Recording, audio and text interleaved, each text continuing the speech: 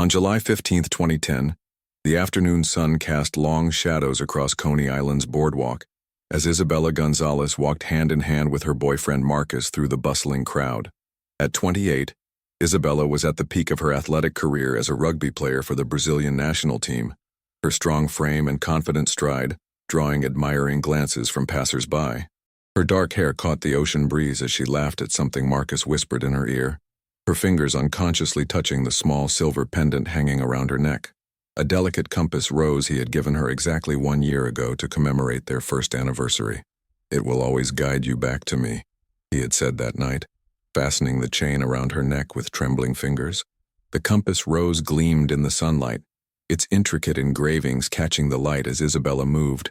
It had become her most treasured possession, never leaving her neck even during the most intense rugby matches. Marcus squeezed her hand as they approached the Wonder Wheel, its colorful cars swaying gently in the summer breeze. "Remember when you were afraid of heights?" he teased, his brown eyes crinkling with affection. Isabella playfully punched his shoulder with her free hand, the same strength that had earned her recognition on rugby fields across South America, now used in gentle jest. "That was before I learned to fly on the field," she replied, her Brazilian accent adding a musical quality to her English. The couple had been planning this afternoon for weeks, a rare break from Isabella's intense training schedule and Marcus's demanding job as a physical therapist. They had driven up from their apartment in Brooklyn, eager to recapture the carefree joy of their early dating days. Isabella's phone buzzed with a text from her younger sister Carmen. "Mom wants to know if you're bringing Marcus to Sunday dinner. Dad's making his famous feijoada." Isabella smiled, her thoughts drifting to her family's small house in Queens where her parents Maria and Roberto had built their American dream after immigrating from São Paulo 25 years ago. Her mother still worried about her rugby career, fearing injuries, while her father beamed with pride every time Isabella's name appeared in sports magazines. The boardwalk thrummed with life around them. Children shrieked with delight on carnival rides. Teenagers clustered around arcade games, and elderly couples sat on benches watching the waves crash against the shore. The smell of salt air mixed with fried dough and caramel apples created an intoxicating summer atmosphere that made Isabella feel wonderfully alive. "Let's get some ice cream before the cyclone," Marcus suggested, pointing toward a vendor cart painted in bright red and white stripes. Isabella nodded enthusiastically, her competitive nature already calculating whether she could handle the roller coaster after eating. As they walked toward the cart, she noticed a man in a dark jacket watching them from near the arcade entrance. Something about his intense stare made her uncomfortable, but when she looked again, he had disappeared into the crowd. "2 vanilla cones," Marcus ordered, pulling out his wallet. Isabella stood beside him, unconsciously touching her pendant again as she scanned the crowd. The man was nowhere to be seen, and she dismissed the uneasy feeling as paranoia from too many late-night crime documentaries with Carmen. At 4:30 p.m., they finished their ice cream and headed toward the restroom facilities near the aquarium. "I'll wait right here," Marcus said, leaning against a lamppost decorated with vintage Coney Island posters. Isabella kissed his cheek and walked toward the women's restroom, her pendant catching the afternoon light one last time. Marcus checked his phone, scrolled through social media, and watched families pass by. 5 minutes became 10, then 15. When 20 minutes had passed without any sign of Isabella, he approached the restroom entrance and called her name. A woman exiting shook her head. No one matching Isabella's description was inside. The afternoon stretched before them like a promise that would never be fulfilled. Isabella Gonzalez had vanished without a trace, leaving behind only questions that would haunt her family for 13 long years. The first 48 hours after Isabella's disappearance blurred together in a nightmare of police stations, missing person reports, and desperate phone calls. Marcus had contacted the authorities within an hour of realizing she was gone, his voice cracking as he described her last known location to Officer Patricia Williams at the 60th Precinct. Detective James Rodriguez, Isabella's uncle on her mother's side, immediately took over the case despite the obvious conflict of interest. "We'll find her, Marcus," Detective Rodriguez promised, his weathered face betraying none of the terror he felt inside. He had watched Isabella grow from a scrappy 10-year-old who could outrun boys twice her size to a world-class athlete who made her family proud on international stages. The thought of something happening to his niece made his hands shake as he filled out the paperwork. Isabella's parents, Maria and Roberto, arrived at Coney Island within hours. Maria clutching a recent photograph of Isabella in her rugby uniform, while Roberto paced the boardwalk like a caged animal. Carmen, Isabella's 25-year-old sister, organized search parties with Isabella's teammates from the Brazilian rugby community in New York. The tight-knit group of athletes combed every inch of Coney Island, calling Isabella's name until their voices grew hoarse. Security footage from the amusement park showed Isabella walking toward the restroom at 4:32 p.m., her distinctive silver pendant visible in the grainy video. But there was no footage of her leaving the area, no sign of struggle, no witnesses who remembered seeing anything unusual. It was as if she had simply evaporated into the summer air. The investigation expanded rapidly.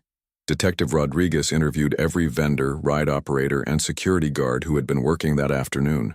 Marcus submitted to multiple polygraph tests, his grief and confusion evident to everyone who questioned him. Isabella's phone records showed no unusual calls or messages. Her bank accounts remained untouched. Her passport was still in their Brooklyn apartment. Weeks turned into months and the case grew cold despite Detective Rodriguez's relentless efforts. He worked overtime, following every lead, no matter how insignificant. A woman in Atlantic City thought she saw Isabella working at a restaurant. It was someone else. A man in Philadelphia claimed to have seen her boarding a bus to Miami. Another dead end. Each false hope crushed the family a little more. Maria Gonzalez aged years in those first months. She stopped cooking Roberto's favorite meals, stopped watching her telenovelas, stopped doing anything except staring at Isabella's photograph and praying to every saint she could remember. Roberto threw himself into his job at the construction company, working 16-hour days to avoid coming home to Isabella's empty chair at the dinner table. Carmen took a leave of absence from her job as a graphic designer to coordinate the search efforts. She created missing person flyers with Isabella's photograph and distributed them throughout New York City. The image showed Isabella in her Brazilian national team jersey, her bright smile radiating confidence and joy, a stark contrast to the desperate circumstances that had brought the flyer into existence. Marcus struggled to maintain his physical therapy practice while spending every free moment searching for Isabella. He drove to Coney Island every weekend for the first year, walking the same route they had taken that July afternoon, hoping to find some clue that everyone else had missed. The pendant she wore became an obsession for him. He had the jewelry store's receipt, photographs of her wearing it, detailed descriptions of its unique compass rose design. Detective Rodriguez never gave up, even as other cases demanded his attention. He kept Isabella's file on his desk, reviewing it during lunch breaks and staying late to make phone calls to other precincts. He contacted hospitals throughout the tri-state area, checked with immigration services, and maintained relationships with missing persons organizations across the country. The first anniversary of Isabella's disappearance was marked by a candlelight vigil in Prospect Park. Over 200 people attended, including her rugby teammates, neighbors from Queens, and strangers who had been moved by her story. Carmen spoke about her sister's determination and strength, while Marcus stood silently beside the family, clutching a photograph of Isabella wearing the compass pendant. Years passed with agonizing slowness. Carmen eventually returned to work, but never stopped updating Isabella's missing person profiles on social media. Maria learned to cook again, but she always set an extra place at the table. Roberto built a small shrine in Isabella's childhood bedroom, displaying her rugby trophies and team photographs alongside candles that burned continuously. Detective Rodriguez was promoted to sergeant, then lieutenant, but he never closed Isabella's case. Every few months he would receive a call about an unidentified woman found somewhere in the country, and his heart would race with the possibility that it might be Isabella. It never was.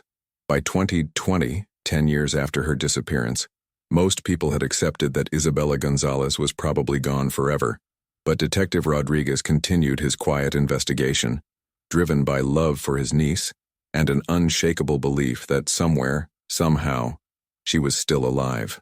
On March 8, 2023, Detective Rodriguez, now Lieutenant Rodriguez after 23 years on the force, was conducting a routine investigation near Yankee Stadium in the Bronx. A construction crew renovating the area around the stadium had discovered what appeared to be personal belongings buried beneath years of accumulated debris and vegetation. As the senior detective on duty, Rodriguez was called to examine the items before they were processed as evidence. The March air was crisp, carrying the promise of spring as Rodriguez knelt beside the small collection of objects the construction foreman had carefully preserved. There were fragments of clothing, a waterlogged wallet with no identification, and several pieces of jewelry that had been tarnished by years of exposure to the elements. Rodriguez methodically photographed each item, his practiced eye cataloging details that might prove significant later. As he lifted a small tarnished piece of silver jewelry from the collection, his breath caught in his throat. Even covered in grime and oxidation, he recognized the distinctive shape immediately.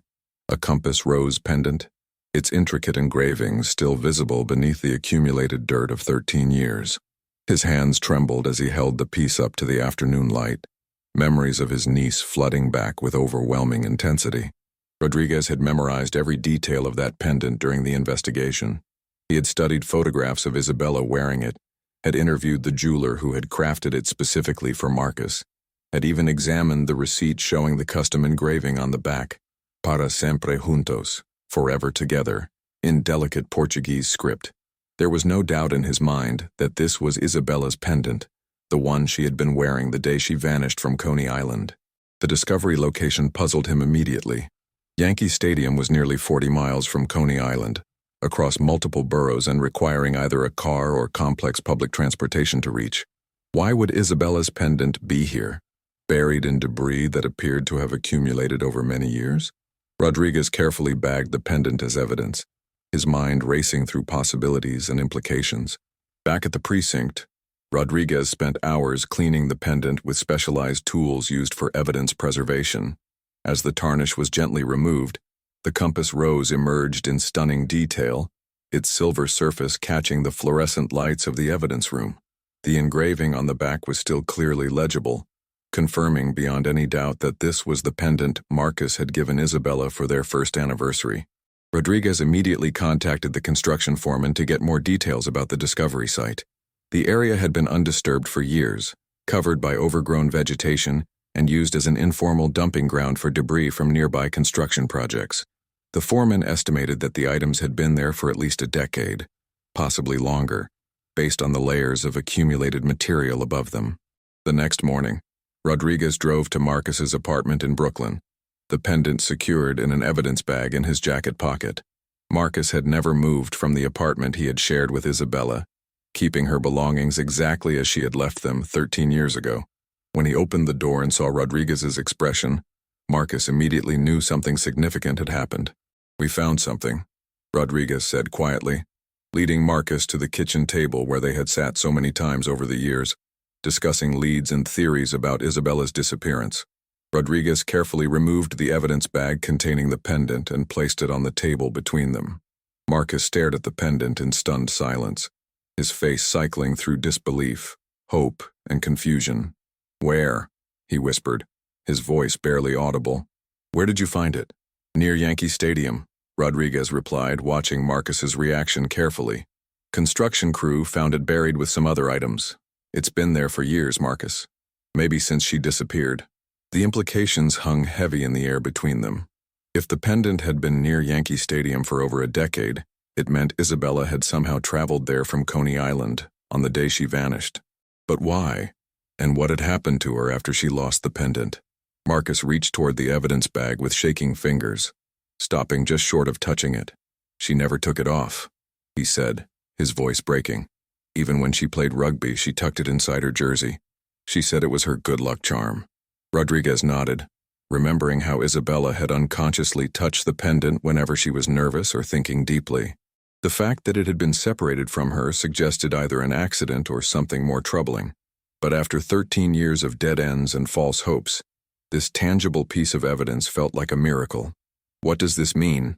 Marcus asked, looking up at Rodriguez with eyes that held the first spark of genuine hope in years. "Does this mean she might still be?" "It means we have a new lead," Rodriguez replied carefully, not wanting to raise expectations too high. "It means the investigation is active again, and it means Isabella was in the Bronx at some point after she disappeared." That evening, Rodriguez called Maria and Roberto Gonzalez to inform them about the discovery. Maria's reaction was immediate and emotional. She began crying and praying simultaneously, thanking God for this sign that her daughter might still be alive. Roberto remained characteristically stoic, but Rodriguez could hear the tremor in his voice as he asked practical questions about what the discovery might mean for the investigation. Carmen arrived at her parents' house within an hour of receiving the news, and the family spent the evening looking through old photographs of Isabella wearing the pendant, remembering happier times while grappling with this new development in their long nightmare. The discovery of Isabella's pendant reinvigorated the investigation with an intensity that surprised even Rodriguez. Within days of finding the jewelry, he had assembled a small task force to focus exclusively on the Yankee Stadium area. The team included Detective Sarah Chen, a specialist in cold cases, and Officer Miguel Santos, who had grown up in the Bronx and knew every street, shelter, and community center in the area. Rodriguez spent sleepless nights studying maps of the Bronx, tracing possible routes from Coney Island to Yankee Stadium, trying to understand how Isabella might have ended up in that location. The pendant's condition suggested it had been exposed to the elements for years, but the construction foreman's assessment indicated the debris pile had been undisturbed for at least a decade. This meant Isabella had likely been in the area shortly after her disappearance in 2010. Detective Chen suggested they canvass local hospitals, shelters, and social service organizations with Isabella's photograph. If she was in the Bronx for an extended period, someone might remember her, Chen reasoned during one of their strategy meetings. A woman with her athletic build and distinctive features would be memorable, especially if she was in distress or needed help. The breakthrough came 3 weeks after the pendant's discovery. Rodriguez was interviewing staff at St. Barnabas Hospital when a longtime social worker named Patricia Morales paused while looking at Isabella's photograph. "I remember her," Morales said slowly, her brow furrowed in concentration. "But she didn't go by Isabella. She called herself Anna, and she had no memory of her past when she first came to us." Rodriguez's heart raced as Morales continued. "It was around 2010, maybe 2011. She was brought in by paramedics after being found unconscious near the Concourse Plaza. She had suffered a severe head injury and had no identification. We worked with her for months trying to help her recover her memory, but she could only remember fragments. Something about playing sports, speaking Portuguese, but nothing about her family or where she came from." The social worker led Rodriguez to a storage room filled with old case files. After an hour of searching, she produced a thick folder labeled Ana Santos, Jane Doe, 2010. Inside were medical records, psychological evaluations, and several photographs of a woman who was unmistakably Isabella, though she appeared thinner and more fragile than in her rugby photos. "She stayed in our transitional housing program for about 2 years, Morales explained. "She was determined to rebuild her life even without her memories. She learned to work as a translator because of her Portuguese skills, and eventually she moved into her own apartment. We lost touch with her around 2013 when our funding for the program was cut." Rodriguez studied the photographs with trembling hands. Isabella looked different. Her hair was shorter, her face thinner, and there was a scar above her left eyebrow that hadn't been there before. But her eyes, though filled with confusion and sadness, were unmistakably hers. The medical records indicated she had suffered a traumatic brain injury, consistent with a fall or accident, which explained her memory loss. "Do you have any idea where she went after 2013? Rodriguez asked, his voice tight with emotion. Morales shook her head. "She was doing well when she left the program. She had a job at a translation service in Manhattan and seemed to be building a stable life for herself. But we weren't required to maintain contact once she became independent." That evening, Rodriguez sat in his car outside the hospital, staring at the photographs of Isabella from her case file. His niece had been alive, had been rebuilding her life just 40 miles from her family, while they had spent years searching for her and grieving her presumed loss. The cruel irony of the situation was almost unbearable. He called Marcus first, his voice shaking as he explained what they had discovered. Marcus listened in stunned silence as Rodriguez described Isabella's amnesia, her years in the transitional housing program, and her eventual independence. "She's been alive this whole time," Marcus whispered, the words seeming impossible even as he spoke them. "We don't know where she is now," Rodriguez cautioned. "This information is from 10 years ago. But Marcus, she was alive, she was recovering, and she was building a new life. That gives me hope that she's still out there somewhere." The conversation with Isabella's parents was even more emotional. Maria collapsed into Roberto's arms when Rodriguez explained about the amnesia. her relief at knowing Isabella had been alive, warring with her anguish over the lost years. Roberto asked practical questions about the investigation's next steps, but his voice betrayed the overwhelming emotions he was struggling to contain. Carmen's reaction was immediate and decisive. "We have to find the translation service," she said, already reaching for her laptop. "If she worked there in 2013, they might have forwarding information, references, something that could lead us to where she is now." Rodriguez had already begun that process, but he appreciated Carmen's determination. The family's renewed hope was both inspiring and heartbreaking. After 13 years of uncertainty, they finally had proof that Isabella had survived her disappearance, but they still didn't know if she was alive today or where she might be. Detective Chen joined the search for the translation service, and within 2 days they had located Global Language Solutions in Midtown Manhattan. The company had changed ownership twice since 2013, but their human resources department still maintained old employee records.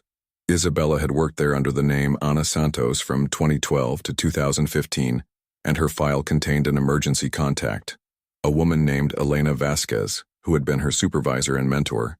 Elena, now retired and living in Queens, remembered Isabella clearly. "Ana was one of our best translators," she told Rodriguez during a phone interview.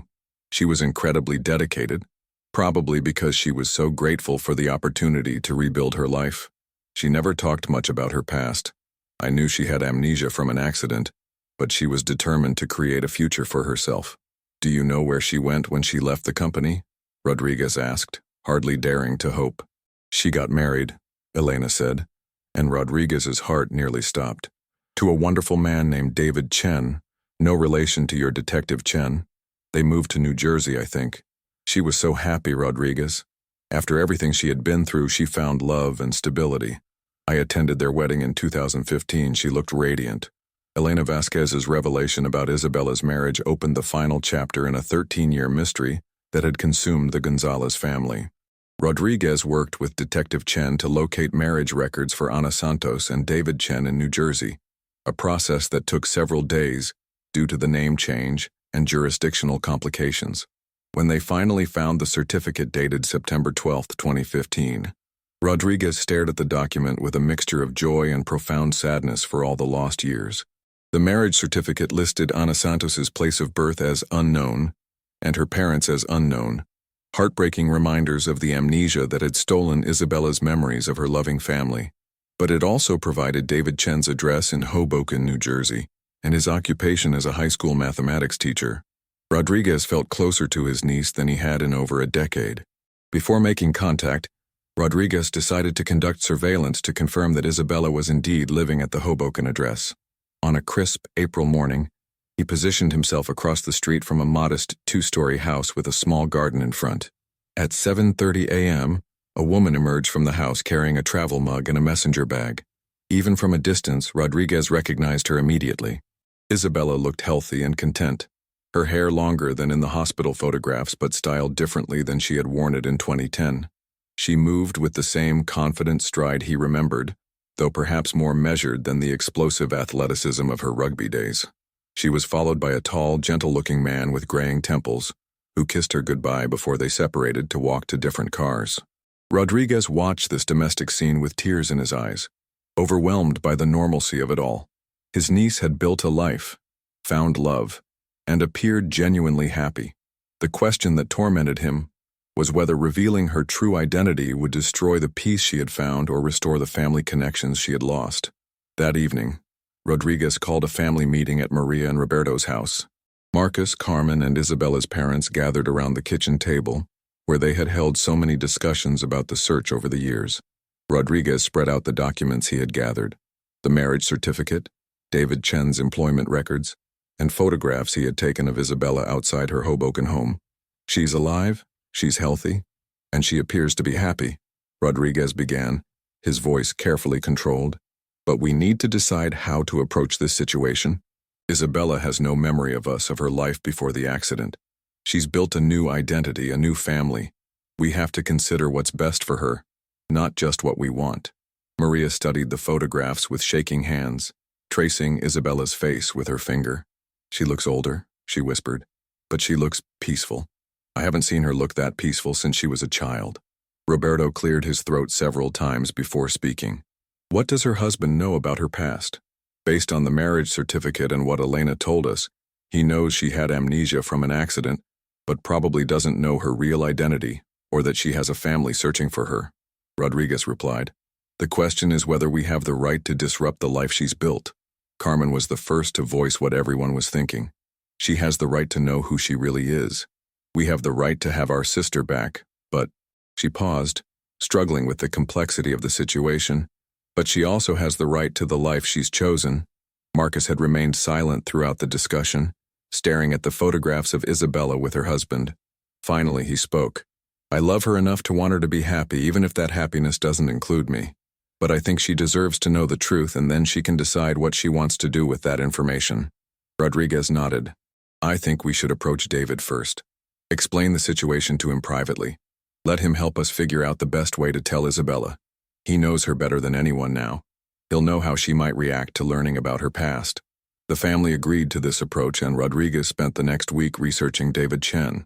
The man appeared to be exactly what he seemed, a dedicated teacher with no criminal record, well regarded by his colleagues and students. Rodriguez decided to approach him at the school where he worked, hoping a neutral location might make the conversation less threatening. On a Thursday afternoon, Rodriguez waited in the parking lot of Hoboken High School until David emerged from the building. Mr. Chen? Rodriguez called, showing his badge. I'm Lieutenant Rodriguez with the NYPD. I need to speak with you about your wife. David's face immediately showed concern. Is Anna in trouble? Has something happened? No, she's not in trouble, Rodriguez assured him quickly. But I have information about her past that I think you both need to know. Is there somewhere we can talk privately? They sat in Rodriguez's car while he carefully explained Isabella's true identity, her family's 13-year search, and the discovery of her pendant that had led them to her. David listened in stunned silence, occasionally asking for clarification but mostly just absorbing the magnitude of what he was learning. She has a family, David said finally, his voice filled with wonder. All these years, she's talked about feeling like something was missing, like there were people somewhere who might be looking for her. I always told her that if her family was out there, they would have found her by now. Rodriguez showed David photographs of Isabella with her family, pictures from her rugby career, and images from the search efforts over the years. David studied each one carefully, seeing his wife in a completely new context. What do you think we should do? David asked. How do we tell her?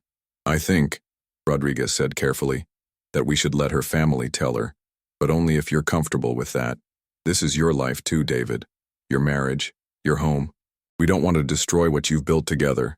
David was quiet for a long moment, staring at a photograph of Isabella in her Brazilian rugby uniform. She deserves to know, he said finally. And honestly, I think this might help her. She's always felt incomplete, like she was missing pieces of herself. Maybe this will help her feel whole again. They arranged for the meeting to take place the following Saturday at David and Isabella's home. Rodriguez would bring Marcus and Carmen, while Maria and Roberto would wait nearby, ready to join if Isabella wanted to see them. The plan was simple, but terrifying for everyone involved. On Saturday morning, Isabella was working in her garden when she saw her husband approaching with 3 strangers. Something about the way they moved, the intensity of their expressions, made her stand up and brush the dirt from her hands. As they got closer, she noticed that one of the strangers, a young woman with dark hair, was crying. Anna, David said gently, using the name she had known for 13 years. These people have something very important to tell you. Something about who you were before your accident. Isabella looked at the 3 faces before her, and somewhere deep in her mind, something stirred. The older man with kind eyes seemed familiar, though she couldn't place him. The younger man looked at her with such longing and love that it made her heart ache. And the woman who was crying reached into her purse and pulled out something that made Isabella's breath catch in her throat. It was a silver compass pendant, identical to one she had seen in dreams for years but could never quite remember. Isabella, Carmen whispered, holding out the pendant. Your name is Isabella Gonzalez, and we've been looking for you for 13 years.